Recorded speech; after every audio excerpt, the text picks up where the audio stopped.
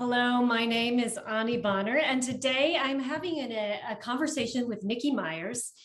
And this was a very exciting conversation. After we got done, realized there were some technical glitches, and that is that for some reason my picture doesn't show up on the video, and it's all Nikki all the time, which is wonderful. But I just wanted to say hello, and that yes, I was here, and yes, Nikki and I were looking at each other and conversing, but it didn't come out on the video for you all. And my apologies for that, but I hope you can tune in and really take in the messages that Nikki has for her about her work in life. And I appreciate you being here. Thanks. Hello, I'm Ahni Bonner, and welcome to Somatic Expeditions, a summit of opportunities to journey through the body into expanded awareness, connect with what's alive, and create new possibilities. In this session, I'm speaking with the great Nikki Myers. An accomplished speaker and teacher, Nikki is an MBA, ERYT 500, yoga therapist, somatic experiencing practitioner, addictions recovery specialist, and Ayurvedic specialist. Born from her struggles with addiction and work with countless students, Nikki is the founder of Y12SR, Yoga of 12-Step Recovery. Based on its theme, The Issues Live in the Tissues, Y12SR is a relapse prevention program that weaves the art and science of yoga with the practical tools of a 12-step program. Y12SR meetings are available internationally, and the curriculum has rapidly become a feature of addiction recovery treatment centers. Nikki's work has been featured in the New York Times, Black Enterprise, the Huffington Post, Origin Magazine, CBS News, and countless podcasts. She is honored to be a co-founder of the annual Yoga, Meditation, and Recovery conferences at Esalen Institute and Kripalu Center for Yoga and Health. Nikki has been featured as a keynote speaker at the International Association of Yoga Therapists Conference and the International Conference on Integrative Medicine, Integrative Medicine at Harvard Medical School. She was named a Yoga Journal Game Changer and is an honored recipient of the esteemed Nouveau Cultural Visionary Award. Nikki, so wonderful to have you here. Thank you. Thank you. I'm deeply grateful to be here. So what are you able to tell the audience about your journey from the depths of addiction to creating one of the most impactful healing communities in the world? Wow. You read that big introduction and that whole 9 yards. I usually always love to start out most anything that I do, and particularly in relationship to this work, with a different kind of introduction. And the reason I say that is because it kind of explains it all, right? In a quick sentence. And the running joke for me always was, I would tell people, I don't care where I was speaking or what I'm doing, even if I was at like Harvard Medical School, I would say the same thing. And then sure enough, I spoke at Harvard Medical School. Yeah. Ahni, are you there? It looks like you're frozen. Am I frozen? You are not frozen. Can you hear me? Good. Good. I think everything's rolling. Thanks for checking. Yeah. All right. So I'll go on and you just come in anytime and we're in conversation. Okay. I always say, right, I'm Nikki, I'm an addict, I'm an alcoholic, I'm a codependent, I'm the survivor of both childhood and adult sexual trauma. I'm a love addict, I'm a recovering debtor spender, and the big 3-letter word, and really what it says a lot about relative to this journey, is encapsulated in that 3-letter word and, right? The 3-letter word and I'm all the things that you were pointing out in the bio that you just read. I'm a yoga therapist. I'm a somatic experiencing practitioner. I'm an MBA. I'm the mother of 2 living and 1 deceased child. I'm the grandmother of 5. I'm the great grandmother of 3 beautiful great grandchildren, 3 beautiful great grandchildren. And so much more. I'm a spiritual seeker. I am an Ayurvedic yoga therapist. I am, a student of really life. So it's so much more. And I love to say all that with that and. What I discovered was, if I make one part of myself bad off one wrong, and another part of myself right and wonderful and praiseworthy and bowing and all of that kind of stuff. What I do is create a split, right? And that split erupts in an internal war inside my being, right? When one says, oh, I'm bad, and the other says, oh, I'm good, I've got this binary split. And in that binary split, what erupts internally is this, for any other word, a war inside self. So a lot of the healing has been in this reintegration work. All of those are there. All that is a part of who I am. And the reintegration work has been, like it says there's the Sufi poet Rumi, right? One of the writings of that poet is this one called The Guest House. And really what he's saying in that little particular piece, he says, welcome and entertain them all, right? That all of these are part of your being for a reason, and how we bring them in so that we really can function in the world as a whole, rather than, a part popping up, because those pieces that I don't acknowledge, they'll come out sideways. They come out sideways, right? At the most inopportune times. And usually in a way to grab attention and grab the microphone and start driving the bus, right? Right. And this work for me has bringing everybody on board, right? And all those things on board to more walk in the world in a sense of wholeness, bringing this reintegration back into wholeness. So and it took me through the whole 9 yards. Part of my deep healing work has come through the 12 steps. That's why, of course, is Y12SR, the yoga of 12-step recovery. And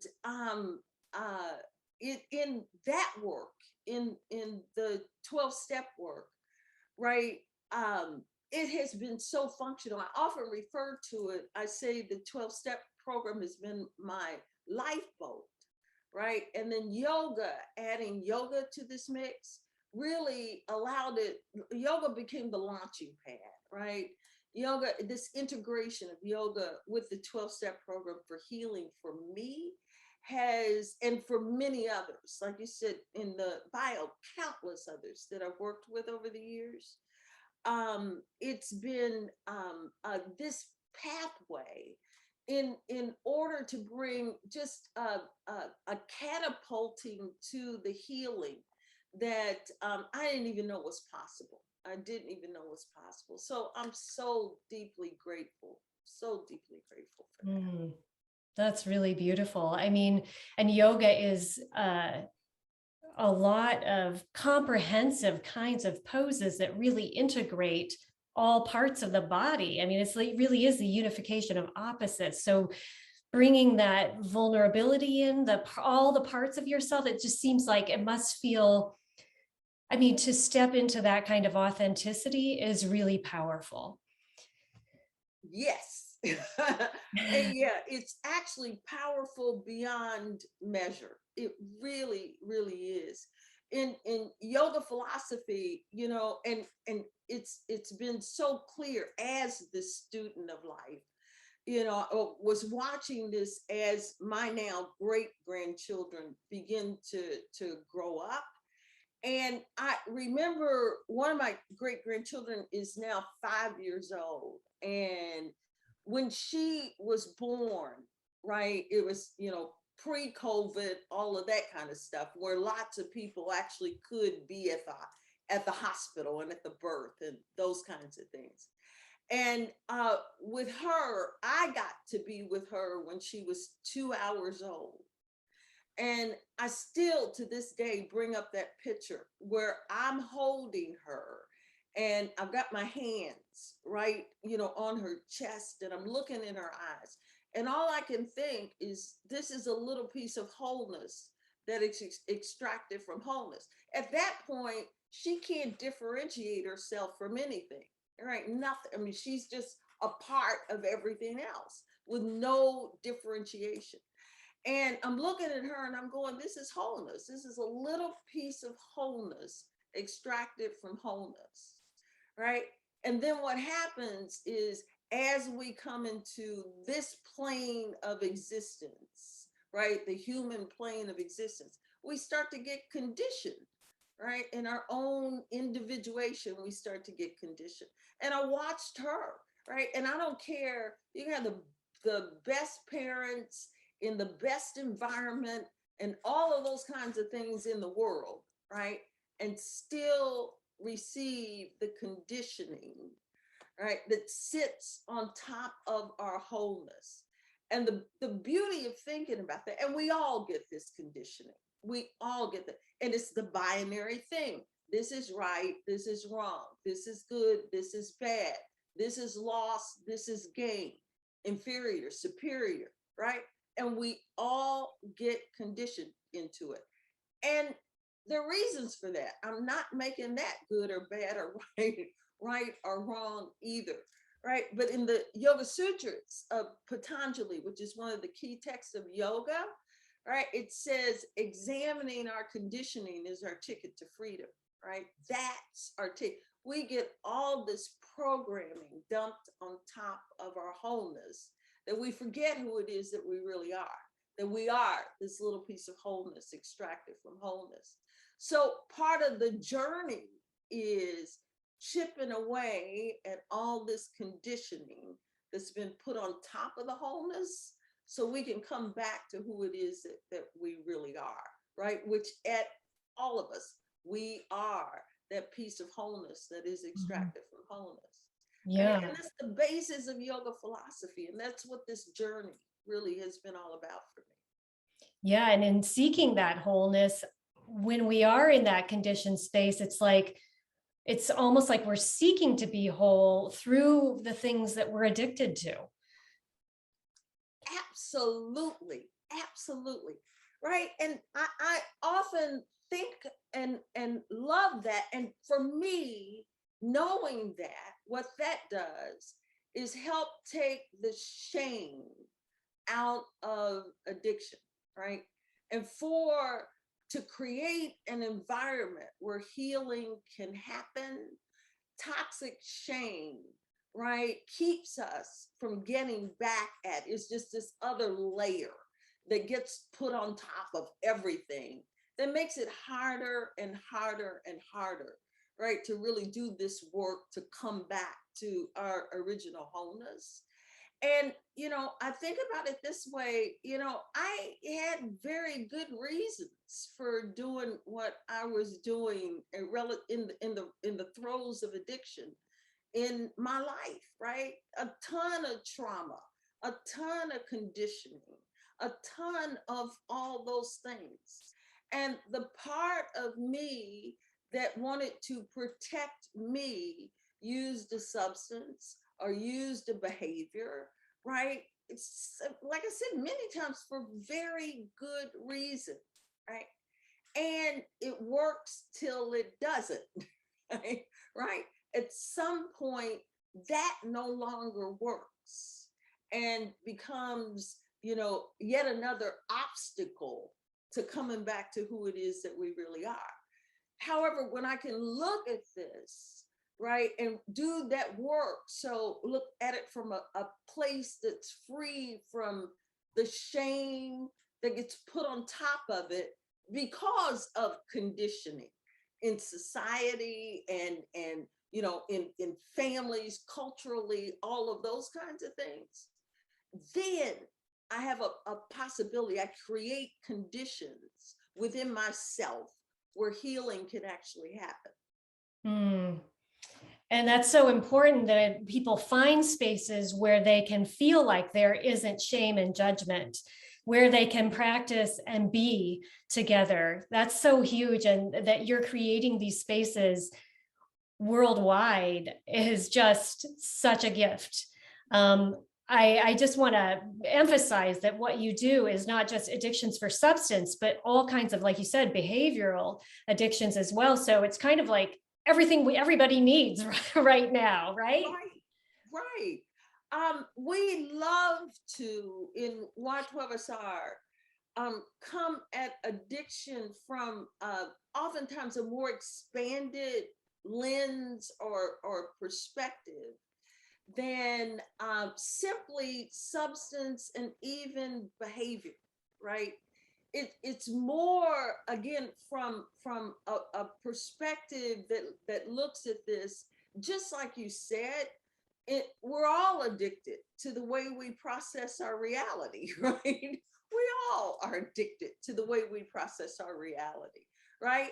So again, is looking at all this conditioning that gets put on top, right? And beginning to look at how we get addicted to our own thoughts, how we become addicted to, our daily routine, the things we do over and over and over again, right? And again, I love that phrase, examining our conditioning is our ticket to freedom, right? And whether that's from a substance or a behavior, and that's exactly what we do in Y12SR. The idea is to get at the root of the manifestation of addiction. And in order to that, I assert we have to go there. Yeah, and I know you do work on a social cultural level as well, and can you speak to that level of addiction in that plane? Absolutely. I assert that racism is addiction, right? It's another form of addiction. Sexism, really, most any of the isms, ableism, right? I'm looking at things through a perspective, a cultural programming perspective, right? These are things that you know could have been passed on intergenerationally. They, could have been culturally, institutionally, all of those things, right? And so all of those things, I would assert, are worthy of the same level of examination as the rest of the addictions. They cause just as much harm, right? So that's part of this whole idea of expanding, having a more expansive lens through which we look at it. We look at addiction in Y12SR. Mm. It really, really is something, when you think about it, right? The behaviors, the thoughts, the attitudes that have been passed on culturally, intergenerationally, all of these things. Like in the case of racism, what we're looking at in the world right now, right, is a result of attitudes and behaviors and thought, speech, and actions from 400 years ago, from more than 400 years ago, right? And because we haven't created the space where healing can really happen relative to those things, we see the devastating effects on this now, in this moment right now, right? And so this same kind of work, right, can be done at that deeper level, right? Really extracting and healing addiction. Mm-hmm. Yeah, so you do somatic experiencing work, and I know you're working with, is it Sean Corn that you're working on some of this cultural stuff with? Yes, we do a yearly conference. It's been for the last 4 years, And we're figuring out a little bit more as we move forward. But it's called Race in America, right? And it really is this. It's an immersion. It's like a 5 to 6 day immersion.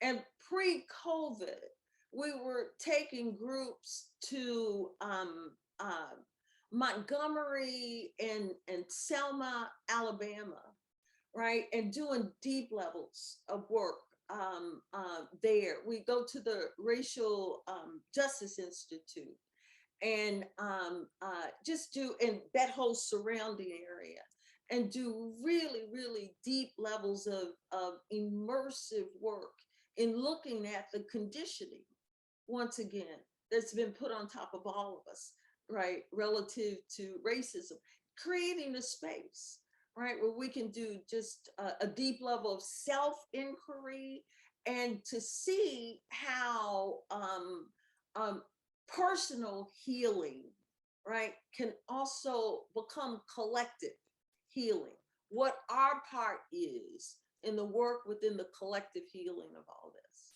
Sounds like a really powerful thing to put yourself in the spaces of these huge movements and history, American history, like a Sankofa journey of sorts. It's just like, how can you say more about how the body feels when it's working on this in those spaces? I can give you really a couple of personal examples, right, from that. We do work with an incredible organization in Selma, where what happens is there is actually a reenactment, right? It's a slave ship reenactment. Right, it's the reenactment of actually being on a slave ship, right? And all of us, and it's just an incredible experience. And I remember one year being a part of that, and personally, right? And then we visit a couple of areas in Selma after that experience, and there are areas where, you know, you can feel the trees, right? And you're standing there and you say, oh my God, if the trees could talk, if this river could talk, right? I know I have every sense in my body what it will say, right? And I know what's in that river. I know the bodies that are in this river. I know this. Right. And so as much even work as I've done in my own personal journey and healing, right? I remember being there, and I knew that I was in space and with people who cared for me, right? I knew that, right? But in my body, in that moment, it was if, ancestrally, what was calling up the part of my brain safety system said, run, said, get out of here. You're in danger, right? And this is one of the phrases we talk about a lot in the Y12SR work and the addiction healing work. If it's hysterical, it's historical, right? If it's if it's causing that kind of, and it really in anything in our lives, when that sense of anxiety, when that sense of trigger, and all of those things come up in our being, it really can't be about what's happening in that moment. Your brain, or that part of the brain, right, in the left hemisphere limbic system of the brain, has gone back and said, oh my God, I've tapped into some memory, and something about this situation says you're not safe, right? And everything in my being, right, even though consciously I knew, I was one of the facilitators of this thing, right, in the process of creating this space. I knew that somatically, what my body was telling me in that moment was to get the F out of there, right? to run, right? And I couldn't do that, right? I'm in this situation, but it was such that was coming from the experiences of my ancestors, the experiences of a part of me that knew that this had been on this ground, had been violence and trauma and violation to Black bodies like mine, right? And the ground, just bringing this all in, right? And so I had to, in that moment, first thing, come back to present, because I've time traveled. I've completely time traveled, right? So one of the first things I know to do in this healing work is to come back, right? I know that if it's hysterical, it's historical. And I gotta wait and find a way back to the present moment, right? Because I don't even know when, right? I'm in, decades and decades and decades of the past, right? And all of that's coming up. So that's just kind of an example of how that stuff lives in our bodies. It still lives in our bodies. And it lives in the social body. So that whole part about bringing all parts of the self, it applies socially too, that we can look at all parts of ourselves as a country, as a culture, the great things and the painful things. That's and how do we stay with it is what you're talking about, is how to stay with it. That's right. Any addiction, right? Including all this expanded view that we've been talking about. You cannot heal what you do not acknowledge, right? And that's kind of the reason, really one of the big reasons that I do that introduction that I do. I'm Nikki, I'm all of that. Addict, alcoholic. You can't heal what you don't acknowledge. And today I'm interested in healing, right? What calls me forward is healing and recovery. And I know you can't heal what you don't acknowledge. And you have really stepped into that from where you've been to where you're going. I mean, what are you able to tell the audience, especially young emerging leaders, about how you built this community, what it was like internally to step into that role, and the rewards and challenges? I mean, it's just a huge enterprise that is healing enterprise. I think it would be useful for people to hear what you move through. I love it. What a great question. It got to be one of those things for me that the question became, how I cannot not do this, right? I know there's a lot of knots in there, but yeah, I hope you get it. I can't, it got to a place that there was a yearning in me that I could not move forward with it. What I saw, and particularly at the level of not just substance, right?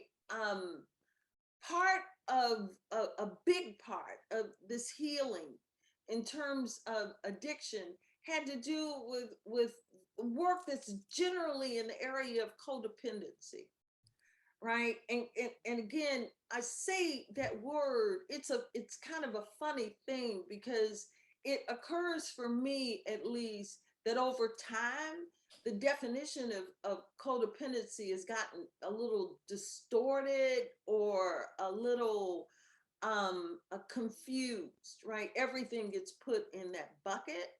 But in the work, particularly that I do in Y12SR, that we do in Y12SR, because it's a whole group of us, right? We define codependency as the dis-ease of the lost self, right? And I love that definition. Right? It says anytime I look outside of myself for something that can only come from the inside, then it's possible to form a codependent relationship with whatever that is, right? In that sense, I always say I've been in codependent relationships with Nordstrom's or Amazon, right? Because I'll look outside of myself, right? When even as a way of distraction for not going in, for as a way for not going in.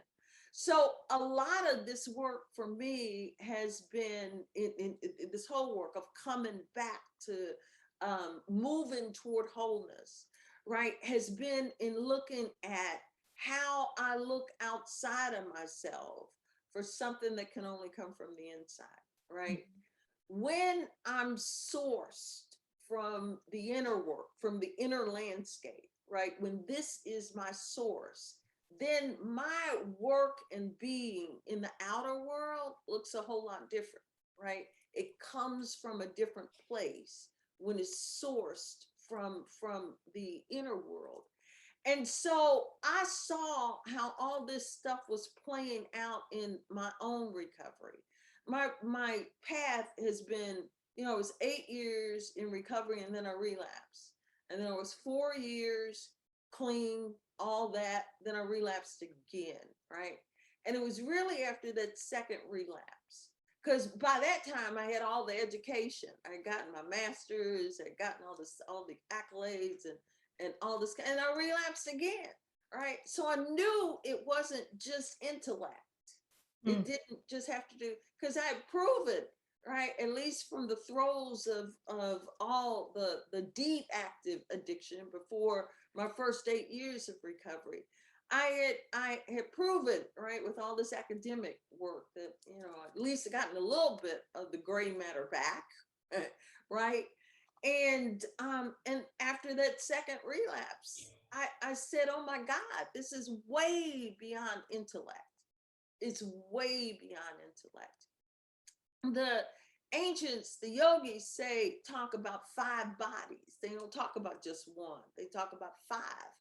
And those 5 bodies are, of course, the physical structure, right? The energy body, right? The thinking body, right? The deeper levels of character, right? Deeper levels of intuition and character and those kinds of things. And then the heart body. And the heart body, of course, is not the blood pump, but the heart that is the spiritual heart, the seat of love and joy and intimacy and devotion. And the way that the ancients speak about it is that when wholeness means alignment and integration and connection between all 5 of those bodies, right? It's not just the intellect. And we're a culture that really, applauds and bows to intellect, right? It's all about intellect, right? And the ancients say that when the bodies are misaligned, right, when we've got this distortion or misalignment between those bodies, that it's often then that we open up, right, this multidimensional system, and disease, dysfunction, and disharmony are able to enter, right?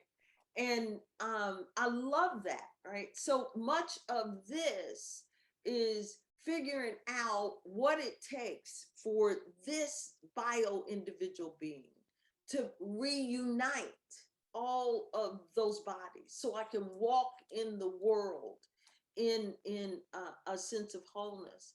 So a lot of this came out of that. And what I discovered, after being in my own healing work around this, is there were a lot of other people just like me, right? There were a lot of other people just like me. And it was really in that moment and out of that all this work was born, right? That all of it was born.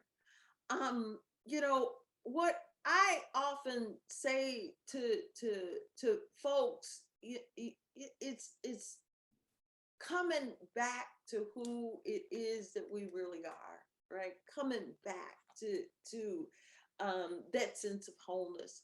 And sometimes that whole deal is putting one foot in front of the other and doing the next right thing, is simply doing the next right thing, right? And so, I, to this day, to this moment, know that I need to do my work on my mat, right?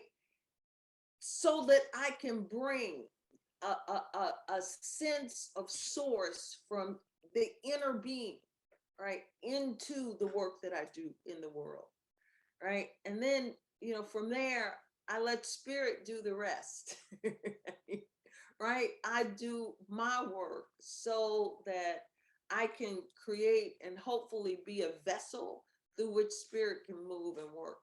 Mm, yeah. It's like that whole idea of I can't not do the work, Yeah. as you've like connected to this sense of all these bodies aligning.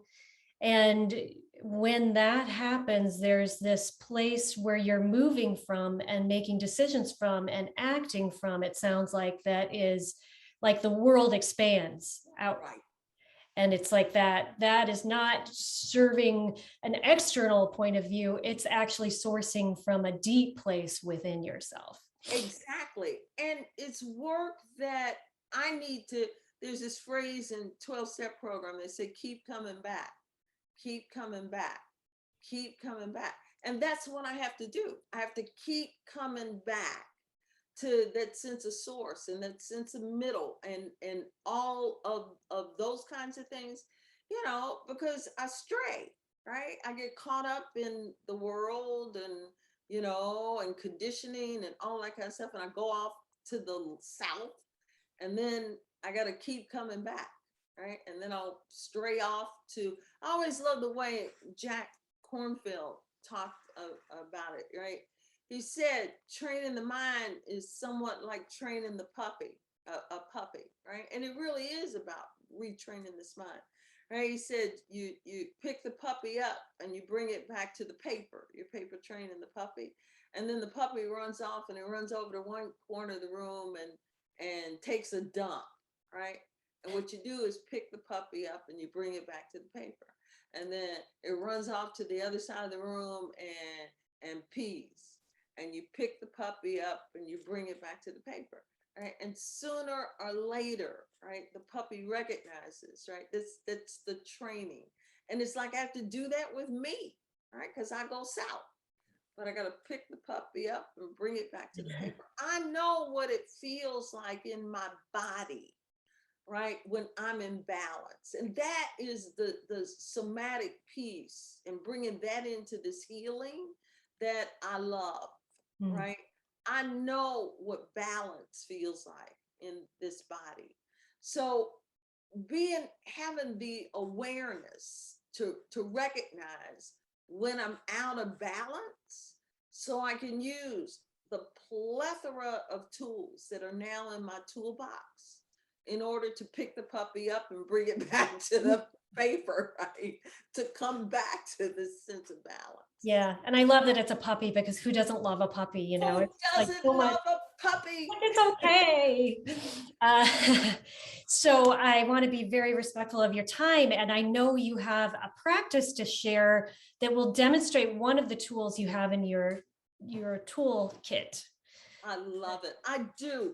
And I believe that there's another offering with this. Mm-hmm. And for anybody listening, would really want to encourage and hope you find benefit in that offering, right? For those who know it, it's from a tool that's used in the world of 12-step healing, and it's the Serenity Prayer, right? And of course, the Serenity Prayer isn't owned by really anyone. Someone wrote it, but it's just been a tool that's used in 12-step for a long time. So I hope you'll pick up that tool, that offering. It shows you our offers anyway, using the Serenity Prayer with breath, right? With a model of breath. And it's just been something that deepened that beautiful tool for me. And so I hope folks will get it. But what I would love to offer today is really something very simple. And it has to do with this whole thing of recognizing when I'm off balance, and out of center. And because from that place, I'm likely to react rather than respond from in within me, right? I'm likely to react. And usually when I react, it's in such a way that there's going to be some reverberatory effect, right? When I respond, usually it comes from a place, hopefully, it comes from a place where there really is a possibility for healing. In that reaction, usually I'm back in, I'm on the wheel, I'm on the hamster wheel, right? When I respond, it really does seem to at least offer to me a place where there's possibility of healing. And just like we were saying, prerequisite to all that, right? One of the lines in the Serenity Prayer is the wisdom to know the difference, right? I have to create space within me where I could even get access to the wisdom to know the difference, right? Because I will be off for the races, to the races, in that conditioning and patterning to that neural pathway that I've always followed. Even though that's not the neural pathway, that's not the action that's going to serve what I say is most important to me. So I have to create a way, right, to first have access to that pathway. Oftentimes, in Y12SR work, we call it the pause button, creating the pause button. And really what it has to do with, again, is coming back to breath. But more than breath is coming back to a reuniting of mind and breath, so that mind and breath come home together, right? That they can be together. And one of the things from the world of yoga that I've been taught is to begin to cultivate what is generally called healthy breathing, right? Healthy breathing. That healthy breathing really has 5 qualities.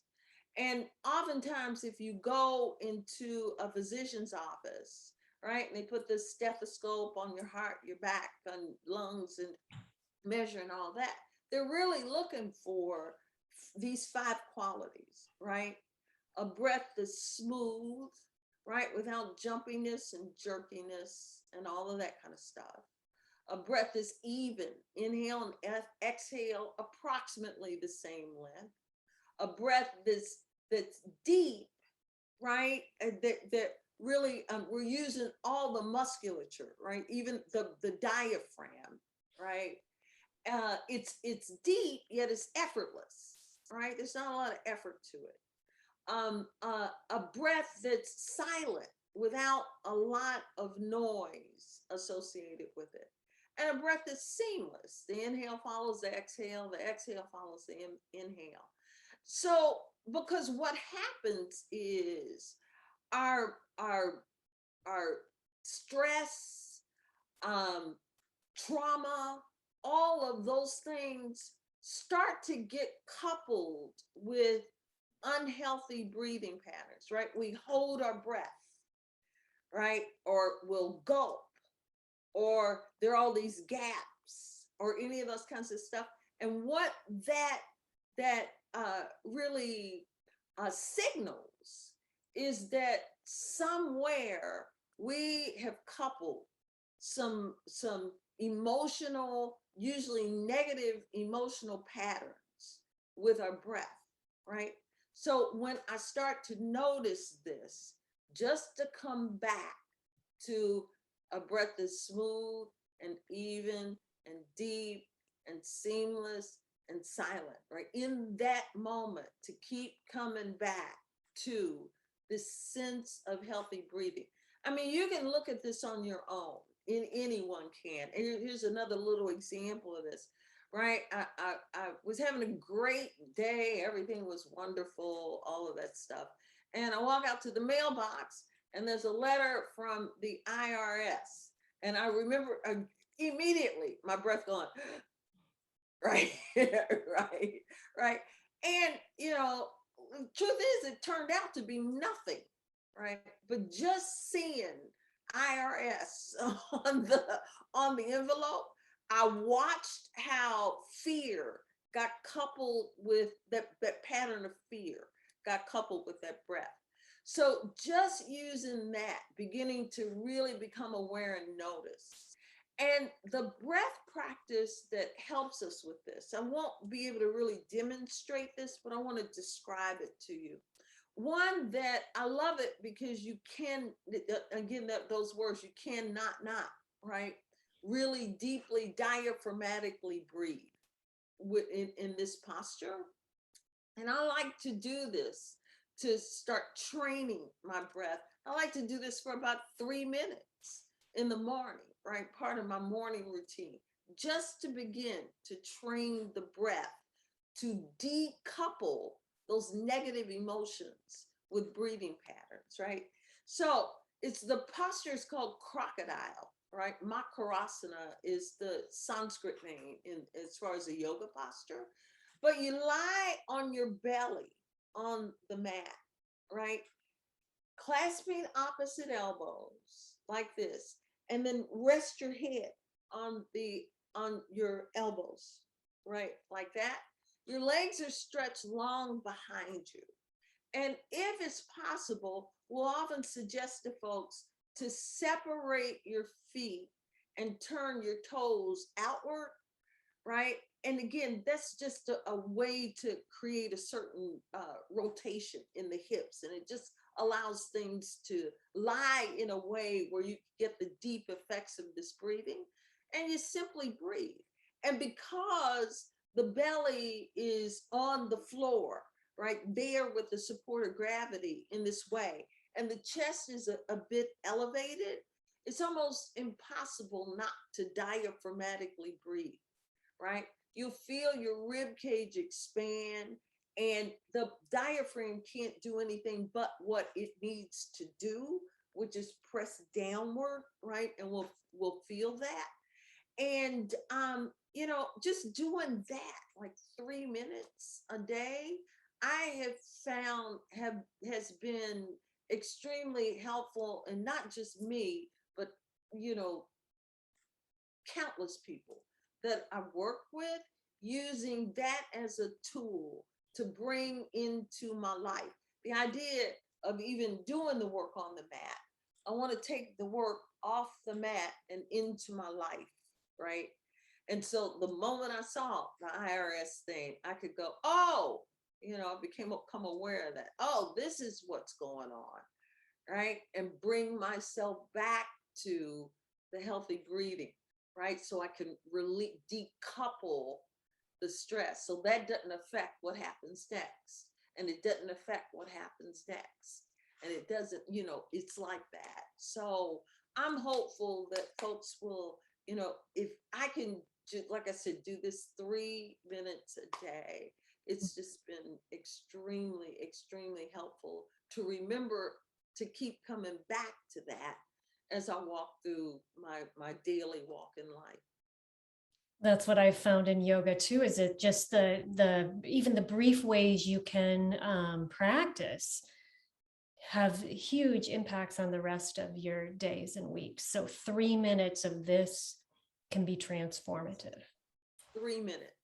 Yeah. Thank you so much, Nikki. Nikki talked about her free gift, the Serenity Prayer breath, and you can click on the link next to this video to connect to Nikki's gift. Thank you so much for your generosity, Nikki. You're so welcome. I really appreciate how you've created a pathway for so many people from so many different backgrounds and perspectives to move into being in a place of empowerment. You've turned your own experience of pain into a huge gift, and you carry it with you, all of it. It's truly important and transformative work. I'm so grateful. I am too, right? Gratitude is such is such a powerful thing, right? We talk about this, really cultivating the principles, right, that support us in sustainable recovery. Gratitude is one of those things that I've learned when I make my gratitude bigger than my complaint, or I make my gratitude bigger than my fear, or I make my gratitude bigger than, really, here's one, I make my gratitude bigger than my opinion, right? Then there's space that opens up where there's possibility and things can happen, right? When those things are bigger than my gratitude, then I become small and contracted and all of those kinds of things. And energy can't move, things can't move. And so I am deeply grateful. I'm deeply grateful for the opportunity to talk with you and for the work that you're doing in the world. And, for anyone who is listening in this moment or chooses to listen to this one, I'm very grateful. Thank you so much, Nikki. And thank you all for joining us on this somatic expedition. I hope you are inspired to step into practices that will support your growth and empowerment to create change and connect with what's alive and has great potential. Thanks for coming.